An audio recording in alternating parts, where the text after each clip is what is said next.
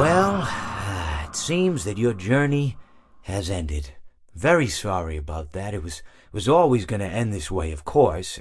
If it weren't by me, it would have just been by some other, terrible thing. Just, you could not imagine how terrible it would be. Just, I get scared thinking about it. I'm glad it's not me. It reminds me of a time I was speaking to my good friend Orville. We were sitting on a park bench watching the pigeons. I was on the left, he was on the... Oh, wait, was I on the right or left? Anyways, it doesn't matter. We were sitting on there watching the pigeons. And I said to Orville, "Friend, those birds are frozen." And he kind of looked at me like I'd lost my mind. But I reminded him that it was winter, and often birds will sit in a tree until they freeze. And then they sort of fall to the ground until the sun warms up and they can, move around again. So I said to Orville, "You might as well save those breadcrumbs until the birds thaw, because they can't very well enjoy them in the condition they're in."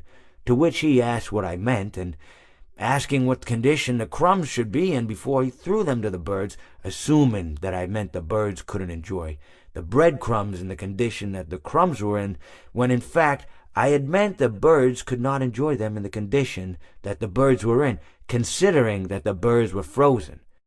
So he took a moment and then threw his last handful onto the ground. I said to him, "Orville, why did you throw the breadcrumbs to the birds when I just told you they're frozen?" To which he responded, "The breadcrumbs are not frozen." Again, misunderstanding my words. I didn't mean to say that the breadcrumbs were frozen when I said I told you they're frozen.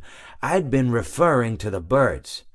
In hindsight, what I should have said was, and this would make perfect sense, "Why did you throw the breadcrumbs to the birds when the birds are frozen?"